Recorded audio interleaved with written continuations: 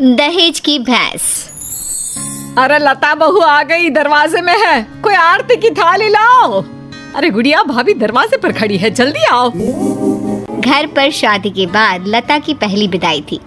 वो ससुराल आती है।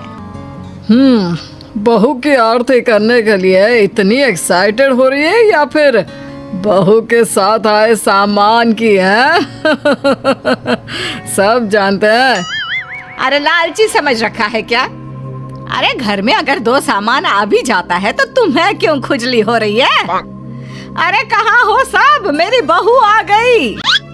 सास थाली लेकर दरवाजे पर जाती है, जहाँ सामने एक भैंस खड़ी होती है। माँ, भाभी तो है नहीं, भैंस है, बोलो तो कर दे आरती। भैंस? भैंस कहाँ से आ गई? तभी लता आ जाती है। वो क्या है ना, पापा ने कहा है कि जा रही हो तो भैंस भी ले जाओ, वहाँ ससुराल में लोगों को दूध दही का फायदा हो जाएगा ना। तो ले आए हम।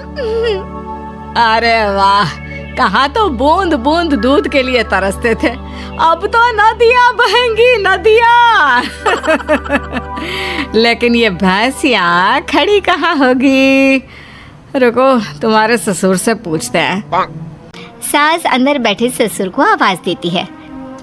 आज सुन रहे हो, बहू का ये सामान कहाँ रखना है और ये कहाँ रहेगी? ससुर जिसे पता ही नहीं कि दरवाजे पर भैंस खड़ी है।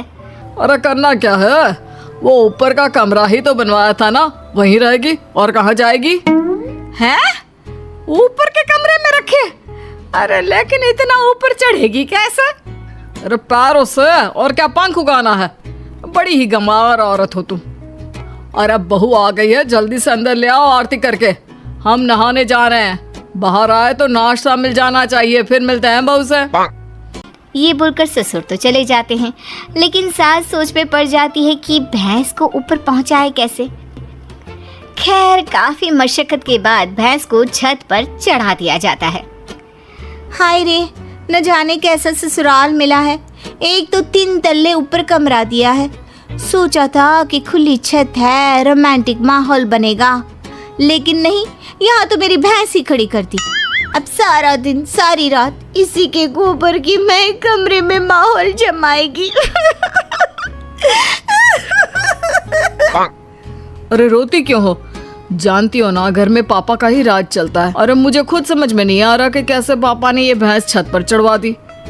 खैर चेंज कर लो, नीचे चलते हैं नाश्ता करने, हमें बहुत भूख लग रही है। सभी नीचे आते हैं नाश्ते के टेबल पर। और बताओ बहू, घर पर सब कैसे हैं? पिताजी को बोलते तो वो भी आ जाते, इसी बहाने मुलाकात हो जाती, और वो भी देख लेते कि कितनी शानदार व्यवस्था की है हम लोगों ने तुम्हारे रहने की। कमरा पसंद तो आया ना बेटा?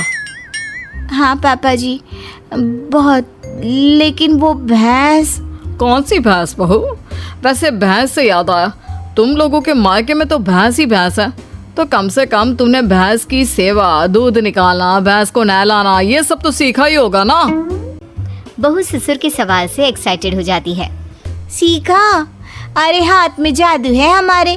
भैंस को देखते हैं कि वो दूध देना शुरू कर देती है, और नहलाने का तो ये है कि अगर हमने भैंस या नहला दी ना पिताजी, तो फिर वो भैंस नहीं रहती। हाँ क्या बात है? फिर क्या बन जाती है?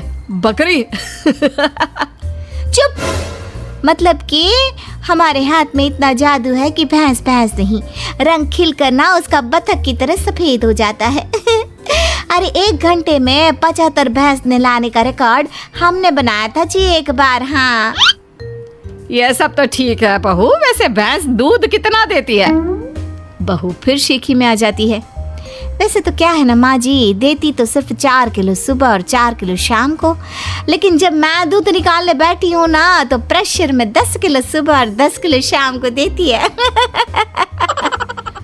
बस फिर क्या, ये सुनकर ससुराल वाले इम्प्रेस हो जाते हैं। ससुर सोच लेते हैं कि इतनी गुणी बहू मिली है तो भैंस तो लाना बनता है। फिर क्या, अगले रोज ससुर दरवाजे पर भैंस खड़ी कर देते हैं। बहू, अरे ओ बहू, देख तो मैं क्या लेकर आया हूँ। तभी बहू एक बाल्टी दूध लेकर आती है। क्या बात है बहू, बाल्टी भरकर दूध कहाँ से आ गया? वैसे देख, दरवाजे में मैंने तेरे लिए एक तोहफा रखा है। बहू दरवाजे पर जाती है जहाँ एक भैंस खड़ी होती है। ये क्या पिताजी, एक और भैंस? एक और नहीं बहू, एक ही है। इसे बाहर ना एक शेड बनाकर खड़ा कर देते हैं, क्या कहते हो? हाँ हाँ पिताजी सही कह रहे हैं, क्यों नहीं। वैसे भी ऊपर ना अब जगह कहाँ है, वहाँ तो। बहू बात पूरी करती कि सास आ जाती है। बहू ला दे बाल्टी, मैं आ रही हूँ। सास बहू से दूध की बाल्टी लेकर चली जाती है और बहू नई भैंस की सेवा में लग जाती है। अगले रोज सुबह सासू माँ, मैं ना आज ससुर जी को बोल दूंगी कि मैं ना दो भैंसों की सेवा नहीं कर सकती, तो वो एक भैंस ना बेच दे। अरे नहीं नहीं बहू, अभी नहीं। अभी तो तू जानती है कि मेरे मायके में शादी आने वाली है। दूध के भाव कितने महंगे हैं, तो कुछ महीनों के लिए दोनों भैंसें संभाल ले, फिर बात करते हैं। अब बहू सुबह शाम छत की भैंस और बाड़े की भैंस की सेवा करती, उसे नहलाती, दूध निकालती और सास को देती। सास दूध का क्या करती ये किसी को पता नहीं चलता। फिर एक रोज, अरे बहू, मैं क्या कर रही हूँ, क्यों ना मैं एक और भैंस ले लूं।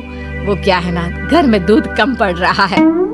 कैसी बात कर रही है सासू माँ, घर में दूध कैसे कम पड़ सकता है? इतना दूध तो खुद ग्वाला भी इस्तेमाल नहीं करता जितना हम और आप करते हैं। ना ना ना ना सासू माँ, एक और भैंस की सेवा करना मेरे बस की बात ना है। बहू का डायरेक्ट जवाब सुनकर सास को आ जाता है गुस्सा। अरे क्या बकवास कर रही है, मैंने जो बोल दिया सो बोल दिया। नहीं तो कर मेरी सेवा। आज शाम को कमरे में आ जाना और रात भर मेरे पैर दबाना। माँ जी, गला ना दबा दूं। भैंस पालने वाली समझा है क्या? अरे कौन से घर में छत पर भैंस खड़ी होती है, सारा दिन गोबर करती है और एक जगह खड़े खड़े भैंस की पीठ भी अकड़ गई है। तभी बहू की बात ससुर के कान तक आती है। क्या छत पर भैंस? अरे कौन से बेवकूफों के घर में छत पर भैंस होती है बहू, क्या तुम भी? हम लोगों के घर पिताजी, आप ही ने तो खड़ी की है ना मेरे कमरे के बाहर भैंस। सारा दिन गोबर करती रहती है। मैं कभी छत की भैंस देखो, कभी बाड़े की। हाँ? क्या? मैंने कब बोला? अरे जब बहू आई थी विदाई में भैंस लेकर, तब आप ही ने तो मुझसे कहा था ना। अरे गुड गोबर, मैंने बहू को ऊपर के कमरे में ले जाने को कहा था, भैंस को नहीं। हे भगवान, बड़ा पागल लोग हो। जल्दी उस बेचारे मवेशी को नीचे ले आओ। सास फिर बेटे के साथ मिलकर भैंस को नीचे ले आती है। मुझे पता होता कि छत पर भैंस है तो मैं ये दूसरी भैंस कभी ना लाता। पर माँ जी को तो पता था ना, उन्होंने आपको नहीं बताया। वो तो तीसरी भैंस भी लाने की बात कर रही है। अरे वो तो मैं दूध बेचने का बिजनेस करने की सोच रही थी, इसलिए। सासू माँ प्लीज ऐसा कुछ भी ना सोचा करे। भगवान।